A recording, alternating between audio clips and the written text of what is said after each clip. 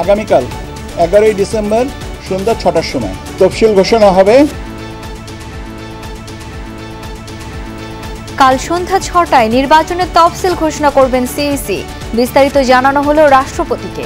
সুষ্ঠু ভোট আয়োজনে ইউএনওদের নির্দেশ প্রধান উপদেষ্টা। নির্বাচনের জন্য গুরুত্ব দেব, যেটা 5 বছরের নির্বাচন, সৎ প্রার্থী আসুক, এটা আমরা চাই। সেটা জনগণের বিচারের বিষয়। আমরা চাই যে শান্তিপূর্ণভাবে যে যেভাবে ভোট দিতে চায় সেভাবে ভোট দেয়।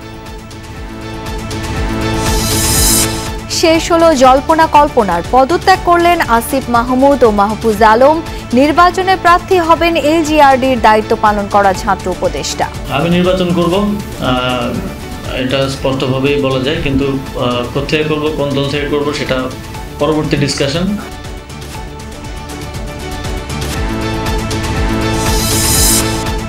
$125 আসনে এনসিপির প্রার্থী ঘোষণা। ফাঁকা রাখা হয়েছে ঢাকা 10 ও লক্ষ্মীপুর 1। শুধু জয়ের জন্য নির্বাচনে অংশ নিচ্ছে না দল, বললেন না। আমরা ক্ষমতার জন্য, ক্ষমতায় যাওয়ার জন্য এই নির্বাচনে অংশগ্রহণ করতেছি, এটা খুবই পরিষ্কার। দুর্নীতির লাগাম টেনে ধরতে মেগা প্রজেক্টে যাবে না বিএনপি, জানালেন তারেক রহমান। শিক্ষা, স্বাস্থ্য ও সামাজিক উন্নয়ন খাতে বেশি ব্যয়ের পরিকল্পনা। আমাদের একটি অন্যতম লক্ষ্য হচ্ছে আমরা কোনো মেগা প্রজেক্টে যাব না, কারণ আমরা দেখেছি মেগা প্রজেক্ট মানে মেগা দুর্নীতি। দুর্নীতির বিরুদ্ধে আমাদেরকে দুর্নীতির লাগাম টেনে ধরতে হবে। মোহাম্মদপুরে মা মেয়ে হত্যার আসামি গৃহকর্মী আয়েশা ঝালকাঠি থেকে গ্রেপ্তার। জিজ্ঞাসাবাদের পর জানা যাবে খুনের মোটিভ, বলছে পুলিশ। ইন্টারনেট বন্ধ করে হত্যার মামলায় জয়কে ট্রাইব্যুনালে হাজির হতে পত্রিকায় বিজ্ঞপ্তি দেওয়ার নির্দেশ। হাসিনার ভারত ছাড়ার ব্যাপারে কোনো তথ্য নেই পররাষ্ট্র মন্ত্রণালয়ে। কাল সন্ধ্যা 6টায় ঘোষণা করা হবে জাতীয় নির্বাচন ও গণভোটের তফসিল। বিকেলে আগারগাঁওয়ে নির্বাচন ভবনে সাংবাদিকদের কথা জানান ইসির সিনিয়র সচিব আক্তার আহমেদ। বলেন, সীমানা নিয়ে এখন পর্যন্ত কোনো জটিলতা না থাকায় 300 আসনেই তফসিল ঘোষণা করা হবে। এর আগে বঙ্গভবনে রাষ্ট্রপতির সাথে সিইসি ও কমিশনারদের বৈঠকের বিষয়ে তিনি জানান, অবাধ ও সুষ্ঠু নির্বাচন আয়োজনে সর্বোচ্চ সহায়তার আশ্বাস দিয়েছেন মোহাম্মদ শাহাবুদ্দিন। একদিকে বিটিভিতে সিইসির ভাষণ রেকর্ড, আরেকদিকে সিনিয়র সচিবের রুমে কমিশনের বাকি সদস্যরা। রেকর্ডিং শেষে সিইসির সাথে আরেক দফা কমিশনের বৈঠক। এরপরই ইসি সচিব জানালেন বৃহস্পতিবার সন্ধ্যায় তফসিল। আগামীকাল 11ই ডিসেম্বর সন্ধ্যা 6টার সময় তফসিল ঘোষণা হবে এবং আপনারা মাননীয় প্রধান নির্বাচন কমিশনার তফসিল আপনার অনিয়ারে আপনাদেরকে জানিয়ে দিবেন।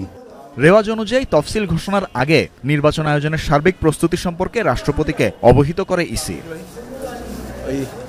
রাষ্ট্রপতির সাথে সাক্ষাৎ করতে বুধবার বেলা 12টার কিছু পরে সিইসি সহ পুরো কমিশন বঙ্গভবনে যান। নির্বাচন প্রস্তুতি ও মাঠ পর্যায়ের অগ্রগতি, রাজনৈতিক পরিস্থিতি, আইন শৃঙ্খলার বর্তমান চিত্র রাষ্ট্রপতিকে অবহিত করেন তারা।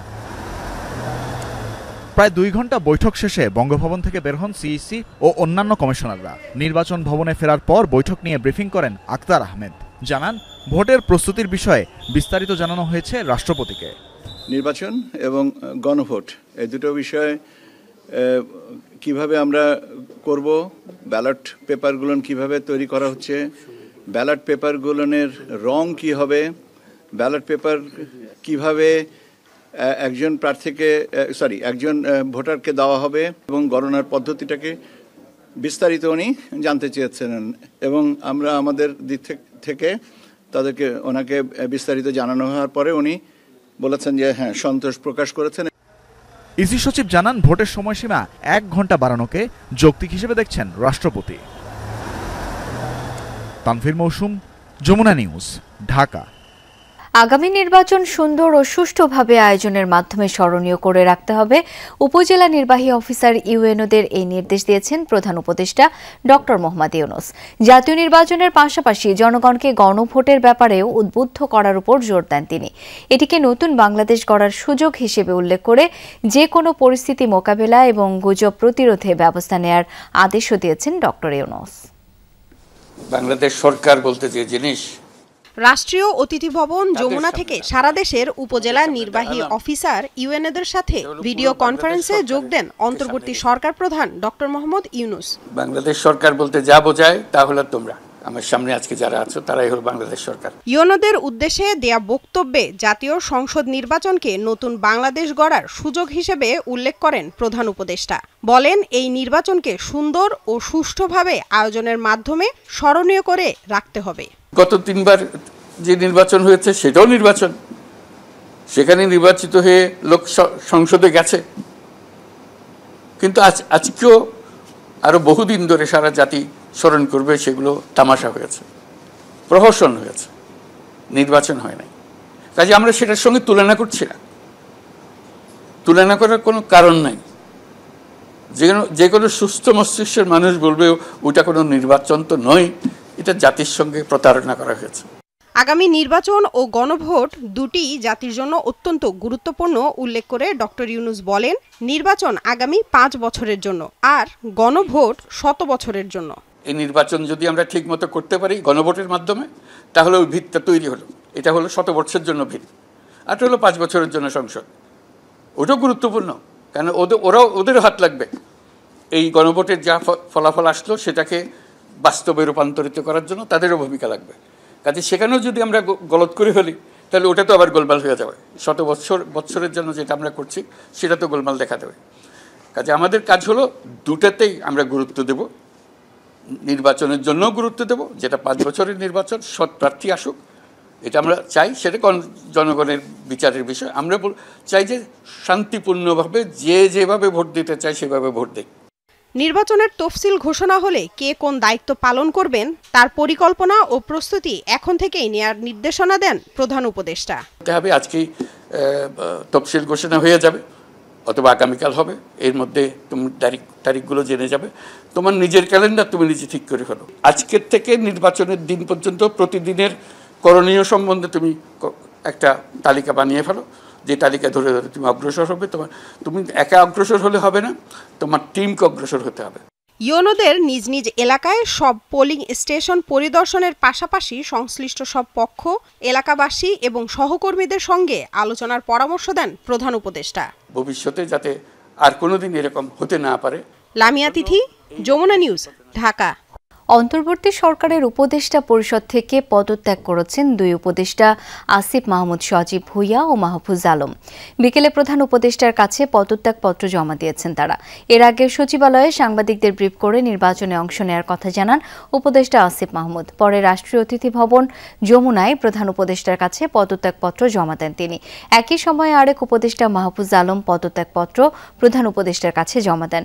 পরে এই বিষয়ে ব্রিফিংয়ে প্রধান উপদেষ্টার প্রেস সচিব জানান, নির্বাচন কমিশন তফসিল ঘোষণার সাথে সাথে তাদের পদত্যাগ কার্যকর হবে। 2 ছাত্র উপদেষ্টার ভবিষ্যৎ জীবনের মঙ্গল কামনা করেছেন প্রধান উপদেষ্টা। প্রেস সচিব জানান, 2 উপদেষ্টা শূন্য পদে কাদের দায়িত্ব দেওয়া হবে সেই সিদ্ধান্ত নেবেন প্রধান উপদেষ্টা। তফসিল ঘোষণা যদি কাল সন্ধ্যায় হয় তাহলে আগামীকালের উপদেষ্টা পরিষদের সভায় 2 উপদেষ্টা উপস্থিত থাকবেন বলেও জানান শফিকুল আলম। সব ধরনের প্রস্তুতি এই গভর্নমেন্ট নিচ্ছে। আজকে উনি সারা বাংলাদেশের যত ইউএনও আছে তাদেরকে উদ্দেশ্যে উনি অ্যাড্রেস করেছেন। উনি নির্বাচনের গুরুত্ব আবারও বলেছেন এবং এটা যে ঐতিহাসিক এবং স্মরণীয় নির্বাচন এই বিষয়ে সবাইকে বলেছেন যে এই বিষয়টা খেয়াল রাখতে হবে। অবশেষে তফসিলের আগে পদত্যাগ করলেন এলজিআরডি এবং যুব ক্রীড়া উপদেষ্টা আসিফ মাহমুদ সজীব ভুইয়া। ঘোষণাও দিয়েছেন নির্বাচনে অংশ নেয়ার, তবে বিএনপি এনসিপি নাকি স্বতন্ত্র প্রার্থী হবেন তা জানাননি, স্পষ্ট করেননি নির্বাচনী আসনও। আসিফ মাহমুদ বলেন, কয়েকদিনের মধ্যেই সব জানা যাবে। এ সময় তিনি দাবি করেন দায়িত্ব পালনকালে দুর্নীতিমুক্ত ছিলেন। পদত্যাগের আগে শেষ বেলায় মন্ত্রণালয়ে আসিফ মাহমুদ সজীব ভুইয়া বিদায়ের বার্তা দিয়ে তুলে ধরেন এলজিআরডি এবং যুব ও ক্রীড়া মন্ত্রণালয়ে দায়িত্ব পালনকালে নেয়া নানা কার্যক্রম। আমরা মোট 23টি প্রকল্প নিয়েছি এবং 24টি প্রকল্প কমপ্লিট করেছি লাস্ট 1 ইয়ারে। আসিফ মাহমুদ দায়িত্ব পালনকালীন সময়ে তার এপিএসকে দুর্নীতির অভিযোগে পদত্যাগ করতে হয়। উপদেষ্টার বিরুদ্ধেও নির্বাচনী এলাকায় বরাদ্দ, পদায়ন ও পদোন্নতিতে আর্থিক লেনদেন এবং প্রকল্পে কমিশন গ্রহণের অভিযোগ নিয়ে আলোচনা ছিল, তবে এসব অভিযোগ অস্বীকার করেছেন তিনি। দুদককে আমি অনুরোধ করেছিলাম এই বিষয়টি তদন্ত করার জন্য এবং এটা আপনারাও কভার করেছিলেন। যখন এই বিষয়ে অভিযোগ আসে আমার জায়গা থেকে আমি সর্বোচ্চ আমার এই কনফিডেন্সটা ছিল যে আমি কাউকে এ ধরনের কোনো কিছু করার সুযোগ দেইনি এবং আমার টিমের কেউ এই ধরনের কোনো কিছুর সাথে জড়িত নয়। এই প্রজেক্টটা এখনো পাস হয়নি এবং এই প্রজেক্টটা আপনারা জানেন যে তফসিল হয়ে গেলে আর কোনো একনেক বৈঠক হবে না, তো এই সরকার আমলে পাস হচ্ছে না। ফলে এই যে অভিযোগ এবং বাস্তবতার মধ্যে একটা ফারাক আছে। পদত্যাগের আগে সম্পদের হিসাব বিবরণী জমা দিয়েছেন আসিফ মাহমুদ, সারেন্ডার করেছেন কূটনৈতিক পাসপোর্টও। ইতিমধ্যে আমি সম্পদের হিসাব বিবরণী আজকে সকালেই দাখিল করেছি এবং আমার যে কূটনৈতিক পাসপোর্ট আছে সেটাও আমি ক্যান্সেল করেছি। তবে তিনি কোন দল ও কোন আসন থেকে নির্বাচন করবেন তা জানাননি, বলেন সব স্পষ্ট হয়ে যাবে কয়েকদিনের মধ্যে। আমি নির্বাচন করব, এটা স্পষ্টভাবেই বলা যায়, কিন্তু কোথায় করব, কোন দল থেকে করব সেটা পরবর্তী ডিসকাশন। গণঅভ্যুত্থানে আমার সহযোদ্ধা ছিলেন, তারাই সেই দলটা করেছে। তবে আমি আরো অনেক আগেই বলেছি যে এটা ধরে নেওয়া ঠিক হবে না যে আমি সেই দলেই মানে যুক্ত হব বা অংশগ্রহণ করব। আমার জানা মতে বিএনপি ধানমন্ডিতে নমিনেশন দিয়েছে। এই ধরনের স্পেকুলেশন, অনেক ধরনের স্পেকুলেশন হয়েছে। আই থিঙ্ক যে আপনাদের জায়গা থেকে বস্তুনিষ্ঠ তথ্যের প্রতি আসলে মনোযোগটা দেওয়া উচিত। গণ অভ্যুত্থানে নেতৃত্ব দেয়া ছাত্রনেতা আসিফ মাহমুদ সজীব ভুঁইয়া পথ নিয়েছিলেন। এর পাশাপাশি কিছুদিন শ্রম উপদেষ্টা হিসেবে থাকলেও পরে দায়িত্ব পালন করেছেন সরকারের গুরুত্বপূর্ণ মন্ত্রণালয় এলজিআরডির। আবার দেখা হবে হয়তো অন্য কোনো জায়গায়। আলমগীর স্বপন, যমুনা নিউজ, ঢাকা। ত্রয়োদশ জাতীয় সংসদ নির্বাচনের জন্য প্রথম ধাপে 125 আসনে প্রার্থী ঘোষণা করল জাতীয় নাগরিক পার্টি এনসিপি। সকালে রাজধানীর বাংলা মোটরে দলটির অস্থায়ী কার্যালয়ে হয় এই সংবাদ সম্মেলন। ঘোষিত তালিকা অনুযায়ী এনসিপির আহ্বায়ক নাহিদ ইসলাম নির্বাচন করবেন ঢাকা 11 আসনে, আক্তার হোসেন রংপুর 4 আসনে, ঢাকা 18 আসন থেকে নির্বাচন করবেন নাসির উদ্দিন পাটোয়ারি, সার্জিস আলম লড়বেন পঞ্চগড় 1 আসনে, হাসনাত আবদুল্লাহ কুমিল্লা 4 আসনে, ঢাকা 9 আসনে নির্বাচন করবেন তাসনিম যারা। 125 আসনের প্রার্থী তালিকা প্রকাশ করল জাতীয় নাগরিক পার্টি এনসিপি। দাবি, তৃণমূল থেকে কেন্দ্রীয় আসন ভিত্তিক সেরাদের দেয়া হয়েছে প্রতিনিধিত্বের দায়িত্ব। হেভিওয়েটদের মধ্যে ঢাকা 11 আসন থেকে প্রতিদ্বন্দ্বিতা করবেন আহ্বায়ক নাহিদ ইসলাম। রংপুর 4 আসন থেকে সদস্য সচিব আখতার হোসেন, মুখ্য সমন্বয়ক নাসির উদ্দিন পাটোয়ারি ঢাকা 18। নিজ এলাকা পঞ্চগড় 1 আসন থেকে সার্জিস আলম আর হাসনাত আবদুল্লাহ লড়বেন কুমিল্লা 4 থেকে। তালিকা ঘোষণার সময় জনগণের পক্ষে এবং নতুন রাষ্ট্র কাঠামোকে যারা চ্যালেঞ্জ করতে পারে তাদের শাপলাকলিতে ভোট দেওয়ার আহ্বান জানান দলের সদস্য সচিব নাসির উদ্দিন পাটোয়ারি। বলেন, দ্বিতীয় ধাপে বিএনপি জামায়াতের বিদ্রোহী তবে সংস্কারের পক্ষে আছেন এমন প্রার্থীদের তালিকা প্রকাশ করা হবে। পঞ্চগড় 1 মোহাম্মদ সার্জিস আলম, ঢাকা 11 মোহাম্মদ নাহিদ ইসলাম, ঢাকা 17 ডাক্তার তাজনুবা জাবিন, ঢাকা 18 নাসির উদ্দিন পাটোয়ারি, কুমিল্লা 4 হাসনাত আবদুল্লাহ। যারা প্রার্থী তালিকায় আমাদের নমিনেশন প্রার্থী হবেন তাদের প্রতি আমাদের ইনস্ট্রাকশন থাকবে যে আপনারা হায়ের পক্ষে মাঠে ক্যাম্পেইন করবেন, শাপলাকলিতে ভোট চাইবেন। পরে দলের আহ্বায়ক নাহিদ ইসলাম জানান, দুর্নীতি, সন্ত্রাস ও ফ্যাসিজমের সাথে সংশ্লিষ্টতা থাকলে প্রার্থিতা হারাতে হবে। বিভিন্ন জায়গায় অস্ত্রের মহড়া হচ্ছে অভিযোগ করে জানান, এনসিপি ক্ষমতার জন্য নির্বাচন করছে না। ভোটটা যে গণভোট, ভোটের অন্যতম প্রধান প্রশ্ন হচ্ছে হ্যাঁ অথবা না, এই কথাটা কে বলছেন? আমরা এই কথাটাই বলার জন্য নির্বাচনে অংশগ্রহণ করতেছি। আপনারা অনেকে জিজ্ঞেস করেন যে আমরা কয়টা সিট পাবো বা আমরা কয়টা সিট প্রত্যাশা করি। আমরা ক্ষমতার জন্য, ক্ষমতায় যাওয়ার জন্য এই নির্বাচনে অংশগ্রহণ করতেছি না, এটা খুবই পরিষ্কার। নির্বাচনী পরিবেশ পুরোপুরি সন্তোষজনক না হলেও দলগুলোকে দায়িত্বশীল আচরণের আহ্বান জানান নাহিদ ইসলাম। বাকি আসনগুলোয় ধাপে ধাপে মনোনয়ন দেয়া হবে জানান তিনি। আমরা বলবো আপনারা হ্যাঁ এর পক্ষে। তানজিম শাফিন, যমুনা নিউজ, ঢাকা। বিএনপি সজাগ না থাকলে দেশ ও জাতি ধ্বংস হয়ে যাবে, তাই আগামী নির্বাচনে ধানের শীষকে জেতানোর বিকল্প নেই। রাজধানীতে এক অনুষ্ঠানে ভার্চুয়ালি যোগ দিয়ে এমন মন্তব্য করেছেন বিএনপির ভারপ্রাপ্ত চেয়ারম্যান তারেক রহমান। জনগণের কাছে বিএনপির দেশ গড়ার পরিকল্পনা পৌঁছে দিতে নেতাকর্মীদের নির্দেশও দেন তিনি। বলেন, কোনো মেগা প্রকল্পে যাবে না বিএনপি, অর্থ ব্যয় করবে শিক্ষা, স্বাস্থ্য ও সামাজিক উন্নয়ন খাতে। এই কার্ডের মাধ্যমে অ্যাপস থাকবে, আমাদের বিভিন্ন গবেষণা প্রতিষ্ঠান দিয়ে অ্যাপস রয়েছে। সরকারি ভর্তুকি কিংবা প্রণোদনা সরাসরি কৃষকের হাতে, কম খরচে সেচ সুবিধা কিংবা ফসলের যত্ন ও মোবাইলে আবহাওয়ার খবর পাওয়ার মতো 10টি সরকারি সুবিধা মিলবে ফার্মার্স কার্ড বা কৃষক কার্ডে। নতুন আশার আলো কৃষক কার্ড। ফ্যামিলি কার্ডে থাকবে নারীকে স্বাবলম্বী করে তোলার সুযোগ। এমন 8টি বিষয়কে সামনে রেখে নেতাকর্মীদের প্রশিক্ষিত করতে বিএনপির দেশ গড়ার পরিকল্পনা কর্মসূচি। চতুর্থ দিনের আয়োজনে যোগ দেন কৃষক দল ও যুব দলের নেতাকর্মীরা। অদক্ষ থেকে প্রাথমিকভাবে সেমি স্কিলড অর্থাৎ মধ্য দক্ষ এবং তারপর ধাপে ধাপে সবচেয়ে দক্ষ শ্রমিকদেরকে বিদেশে রপ্তানি করা।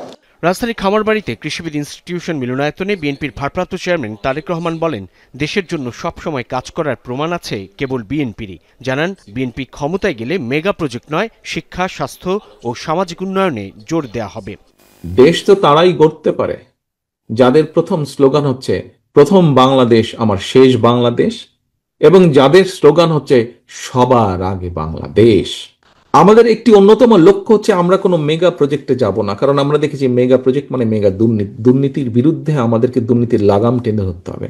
আমরা রাষ্ট্রের অর্থ, জনগণের অর্থ আমরা খরচ করব জনগণের শিক্ষার পিছনে, জনগণের স্বাস্থ্যের পিছনে, জনগণের হিউম্যান ডেভেলপমেন্টের, রিসার্চ ডেভেলপমেন্টের পিছনে আমরা খরচ করব। আন্তর্জাতিক মানবাধিকার দিবসকে স্মরণ করে তারেক রহমান বলেন, দেশে মানবাধিকার লঙ্ঘনের পুনরাবৃত্তি দেখতে চায় না বিএনপি। আরেকটি দল, আরেকটি ব্যক্তি যখন তার রাজনৈতিক আদর্শ বিশ্বাস উপস্থাপন করবে, সেটি যাতে সে করতে পারে, নিরাপদে করতে পারে, নিরাপত্তার সাথে করতে পারে, একজন নাগরিক হিসাবে, একজন রাজনৈতিক কর্মী হিসাবে আমার দায়িত্ব হচ্ছে সেটি নিশ্চিত করা। কাজেই আমরা আমাদেরটা বলবো, অন্যরা তাদেরটা বলবে। সিদ্ধান্ত নেবার মালিক বাংলাদেশের জনগণ। তারেক রহমান বলেন, কে খারাপ কে ভালো তা নয়, জনগণের উন্নয়নে দলগুলোর পরিকল্পনা জানতে চায় সাধারণ মানুষ, যা একমাত্র বিএনপি তুলে ধরেছে উল্লেখ করে জনগণের কাছে তা পৌঁছে দিতে নেতাকর্মীদের নির্দেশ দেন দলের ভারপ্রাপ্ত চেয়ারম্যান। যতবার দেশ পরিচালনার দায়িত্ব পেয়েছে তার আগে দেশের কি অবস্থা হয়েছে, এখন শহীদ জিয়া এবং খালেদা জিয়ার দায়িত্ব আপনাদের কাঁধে এসে পড়েছে। এই দেশকে আপনাদের রক্ষা করতে হবে, প্রত্যেককে উঠে দাঁড়াতে হবে, ঘর থেকে বেরিয়ে যেতে হবে, মানুষের কাছে যেতে হবে, দোরগড়ায় যেতে হবে, তাহলেই আমাদের পক্ষে সম্ভব। ধানের শীষকে জিতাতে হবে, এর কোনো বিকল্প নাই। ধানের শীষকে জেতানোর মাধ্যমে দেশকে রক্ষা করতে হবে। নদী ও খাল খনন, 5 বছরে 25 কোটি গাছ রোপণ, খেলার মাঠ তৈরি কিংবা রোগ প্রতিরোধ নিশ্চিতে 1 লাখ স্বাস্থ্যকর্মী নিয়োগের পরিকল্পনাও তুলে ধরেন বিএনপির ভারপ্রাপ্ত চেয়ারম্যান।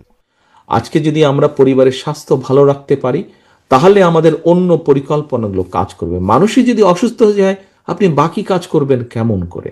সাইফুদ্দিন রবিন, যমুনা নিউজ, ঢাকা। রাজধানীর মোহাম্মদপুরে মা ও মেয়েকে নৃশংসভাবে কুপিয়ে হত্যার ঘটনায় গৃহকর্মী আয়েশাকে ঝালকাঠির নলছিটি থেকে গ্রেপ্তার করেছে পুলিশ। আটক করা হয়েছে আয়েশার স্বামী রাব্বিকে। তবে হত্যার মোটিভ কি তা জানা যাবে আসামিকে জিজ্ঞাসাবাদের পর। সোমবার মোহাম্মদপুরে মা ও মেয়ের রক্তাক্ত মরদেহ উদ্ধার করে পুলিশ।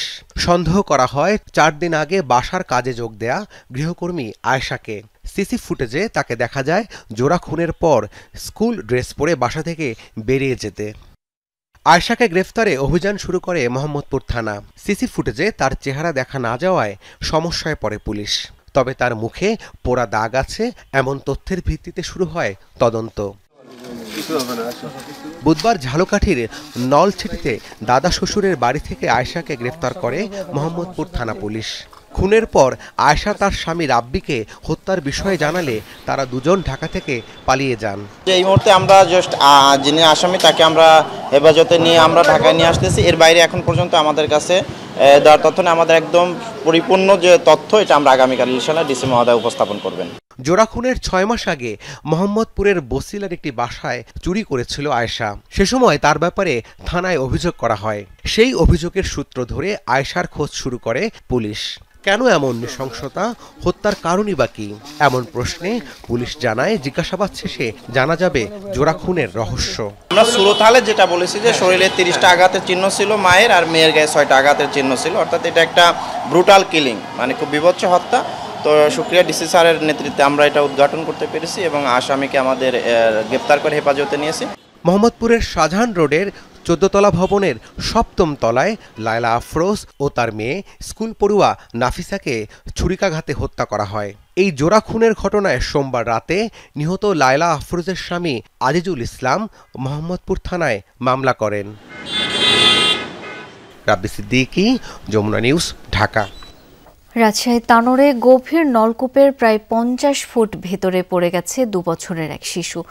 দুপুর 1টার দিকে উপজেলার কোয়েলহাট গ্রামে মায়ের সাথে খেলতে গিয়ে গভীর নলকূপের খোলা মুখ দিয়ে ভিতরে পড়ে যায় সাজিদ। এরপর থেকে সেখানেই আটকে আছে শিশুটি। খবর পেয়ে দুপুর 1:45 থেকে উদ্ধার অভিযান শুরু করে ফায়ার সার্ভিস। আপাতত কূপের ভেতরে অক্সিজেন সরবরাহের চেষ্টা করছেন তারা। ভিকটিম হয়তো জীবিত আছে, এই জন্য আমরা এক্সকাভেটরের মাধ্যমে মাটি খনন করে আমরা ভিকটিম আমরা উদ্ধার করার চেষ্টা করছি। চাঁপাইনবাবগঞ্জ, রাজশাহী এবং তানোর, আমরা 3টা ইউনিট এসে আমরা এখানে কাজ করছি। দর্শক, এই বিষয়ে আরো জেনে নেব। এখন রাজশাহী থেকে যুক্ত হচ্ছেন সহকর্মী তারেক মাহমুদ। তারেক, উদ্ধার অভিযানের সবশেষ কি তথ্য আছে আপনার কাছে? ভেকু মেশিন কখন নাগাদ পৌঁছতে পারে? সাউন্ড ভ্যাকুম মেশিন কিন্তু পৌঁছেছে এবং অনেকক্ষণ থেকে কিন্তু তারা কাজ করছে এবং আপনাকে আমি আমার সামনে একটু দেখাই। এখন কাজ করছেন যারা দায়িত্বরত রয়েছে তাদের সাথে একটু জানতে চাই এবং উদ্ধার তৎপরতা কি অবস্থায় একটু বিস্তারিত জানতে চাই আপনার কাছে।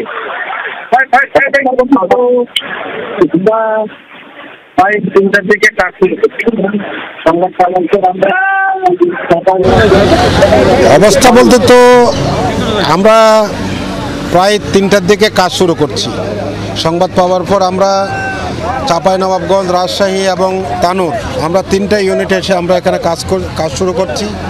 কাজ শুরু করার পর দেখলাম যে আমাদের চার্জ ভিশন ক্যামেরা দিয়ে আমরা দেখলাম যে বাচ্চার সাথে আমাদের এখনও আমরা দেখা পাই নাই। তার মানে আমরা আসার আগে স্থানীয় জনগণ ওই পাইপ মানে গর্তের উপরে কিছু মাটি কাটছে এবং ওখানে কিছু মাটি পড়ছে এবং কিছু খড় পড়ছে, যার ফলে বাচ্চাকে আমরা দেখি না চার্জ ভিশন ক্যামেরার মাধ্যমে। তবে যতটুকু জানছি 35 থেকে 40 ফিট নিচে বাচ্চা আসে।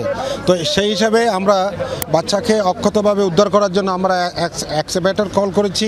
প্রশাসনের মাধ্যমে এক্সকাভেটর এসেছে, প্রায় ঘন্টা 2 ঘন্টা ধরে কাজ চালিয়ে যাচ্ছে। আরও প্রায় 3-4 ঘন্টা সময় লাগতে পারে। সম্পূর্ণ মাটি কাটা শেষ হলে প্রায় 35-40 ফিট গভীর মাটি কাটা শেষ হলে আমরা অক্ষতভাবে ভিকটিম আমরা উদ্ধার করতে পারবো। ধন্যবাদ আপনাকে। শাওন, একটু যিনি প্রত্যক্ষদর্শী বাচ্চার মা, একটু তার সাথেও আমরা আসলে কথা বলার চেষ্টা করতে চাই।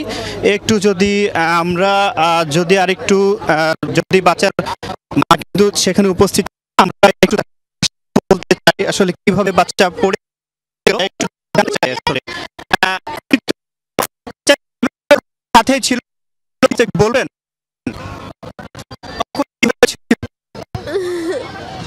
আমি বাচ্চা সাথে করে নিয়ে আসছিনু, কুলে নিয়ে আসনু, দুটাই নিয়ে আসনু, ওটাও নিয়ে আসনু ওটাও নিয়ে আসনু। পরে আমার ডেনা লাগে গেছে, আমি বলছি আব্বু তুমি একটু হাঁটে চলো। পরে আমার বাচ্চা নামে গেছে আমার কুলে থেকে, আমি আগে আগে হাঁটে যাচ্ছি, পিছন পিছন যাচ্ছে। আমি ওই গর্ত পার হয়ে চলে গেছি ওপার। আমার বাচ্চা পিছন থেকে ওই যে গর্তটা লাড়া দেওয়া আছে তো খেয়াল করেনি, পাও দিছে আর নামে গেছে। পরে আম্মু আম্মু করে ডাকিচ্ছে, আমি পিছন ঘুরে তাকায় দিচ্ছি আমার বাচ্চা নাই। পরে আম্মু আম্মু ডাকিচ্ছে শুনতে পাচ্ছি, এসে দেখছি গর্তের ভিতর থেকে আমার বাচ্চা ডাকিচ্ছে আমার। শাওন, শুনছিলেন, খুবই মর্মাহত এবং আমি দেখতে পাচ্ছি স্থানীয় যারা রয়েছে তারাও এসেছে এবং এখন পর্যন্ত কিন্তু উদ্ধার কাজ চলছে। এই খোলা মাঠে আমরা প্রার্থনা করছি দ্রুত বাচ্চাটি সুস্থভাবে মায়ের কোলে ফিরে আসুক।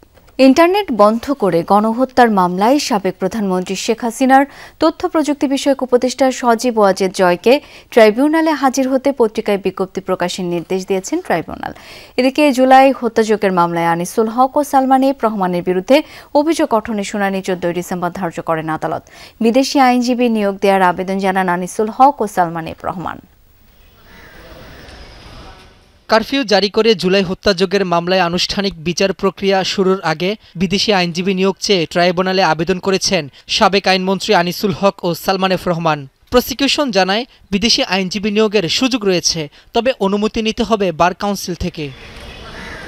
বুধবার জুলাই হত্যাযজ্ঞের মামলায় হাজির করা হয় আনিসুল হক ও সালমান এফ রহমানকে। এ মামলার অভিযোগ গঠনের শুনানি 17 নভেম্বর। বিদেশি আইনজীবী নিয়োগের বিষয়ে পরে সিদ্ধান্ত দেওয়ার কথা জানিয়েছে আন্তর্জাতিক অপরাধ ট্রাইব্যুনাল 1। যদি তাদের পূর্ব অনুমতি থাকে বার কাউন্সিল থেকে, প্রায়র পারমিশন শব্দটা এখানে আছে, এবং আমরা এটা সাবমিট করেছি যে আদালত এই স্ট্যাটিউট যেটা আছে অর্থাৎ বিধিবদ্ধ যে আইন আছে এর বাইরে কোনো আদেশ দিতে পারবেন না।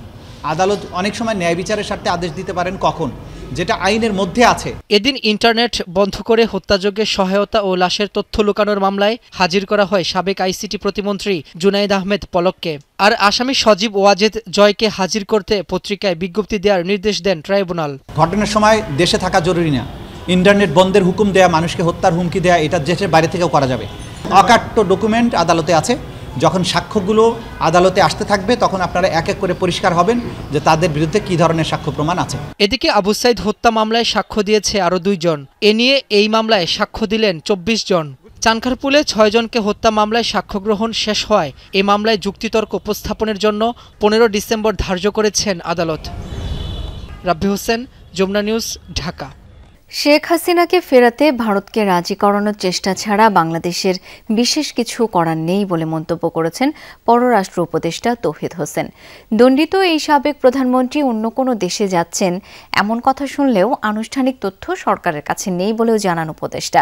বর্তমান সরকারের আমলে মানবাধিকার পরিস্থিতি নিয়ে আন্তর্জাতিক চাপ নেই দাবি করে র্যাব ও ডিজিএফআই বিলুপ্তির সুযোগ নেই বলে জানান তৌহিদ হোসেন।